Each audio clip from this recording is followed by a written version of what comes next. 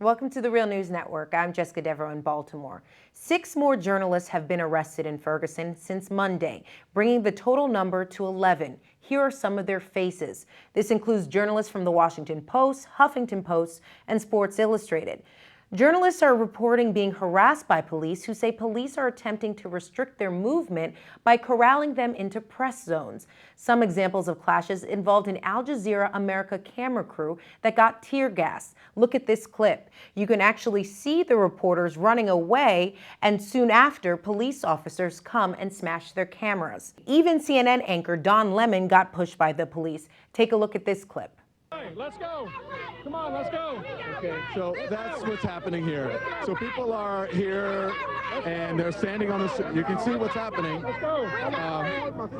We've been standing here all day. They told us to come here. I can't move. I'm not going to resist a police officer. So I'm being pushed back by the police officer. So you can see this is exactly what the citizens have been dealing with. So we're going to anyway. Now you see why people are so upset here. Because we have been here all day. They moved us here and told us this is our location, and they're doing the same thing to the people. So we're on national television. So imagine what they're doing, people, when you don't see on national television, the people who don't have a voice like we do. So that's what these officers are up to here.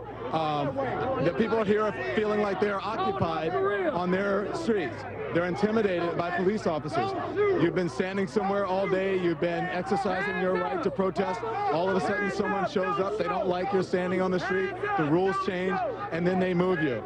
So you see the people here saying, hands up, don't shoot. And I would imagine here in a moment, you'll probably see some people start to be taken in and get arrested. We're now joined by Mike Ludwig, who is actually in Ferguson, Missouri. He's an investigative reporter for truthout.org. Thanks for joining us, Mike. Thanks for having me. So, Mike, set the scene for us. Tell us what your interactions have been with the police, and how would you characterize the mood between police and journalists there?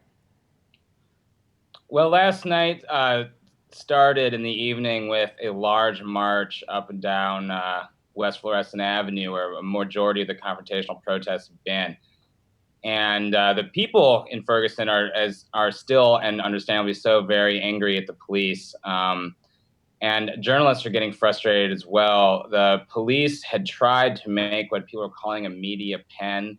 In other places where I've covered protests, police have gone so far as to call these things media zones and even free speech zones. It hasn't worked. They haven't been able to keep journalists in the pen, but it's still been indicative of the kind of attitude they're taking towards the press.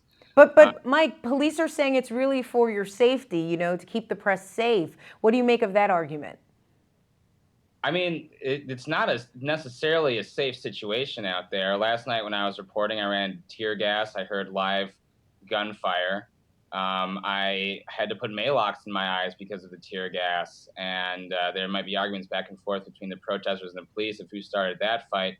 But it definitely is putting journalists in harm's way. But at the same time, it's important that there's reporters on the ground to make sure that police aren't harming people.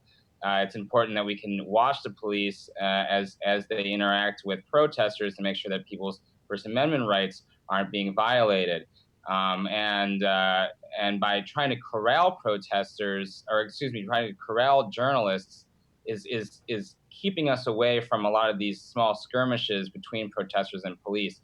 The protesters are very angry. In general, my interaction with protesters is everyone's been very polite, very wanting to talk to me, how they're feeling, why they're out here, how this has impacted their family.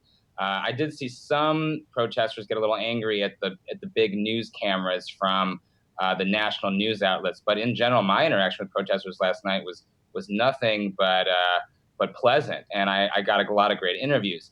My interaction with police was a lot different. When they got frustrated with me being in a location, they would tell me they were going to arrest me very quickly. They would come up behind me and tell me they were going to arrest me if I didn't move fast enough. Even after the protests had dispersed, when I was just getting in my car to drive away, a cop said, "If you don't get in that car fast enough, you're going to jail, kid." Wow. And I had a press tag hanging around my neck. So my personal experience so far has been the protesters quite polite and ready to tell the world how they feel about the violence and the police harassment in their communities, and also about Michael Brown. The cops, they're feeling tense, and they are often very rude, not just to protesters, but to people on the street and to journalists. Right, and we should point out that the ACLU filed a federal lawsuit against St. Louis County Ferguson and Highway Patrol Superintendent, which were seeking to bar them from trying to prevent the news media and the public from recording law enforcement actions. So, Mike, I want to turn and talk about, you mentioned the anger and the level of frustration that journalists are feeling. Do you feel like there's more solidarity amongst journalists because of this interaction between police and reporters? The attitude on the street last night when I was talking to fellow journalists was pretty friendly. People were sharing information. When clashes went down, people were saying, "Well, I saw a bottle be thrown first. Maybe the police were overreacting." It was generally I saw journalists being pretty polite to each other, especially independent journalists being pretty polite to each other. But at the press conference early this morning, after last night's protest, there were some journalists who were very concerned about the way the police were acting. I was personally very concerned towards the end of the protests and the small confrontations that did happen there with tear gas and bottles being thrown and things being dragged to the street.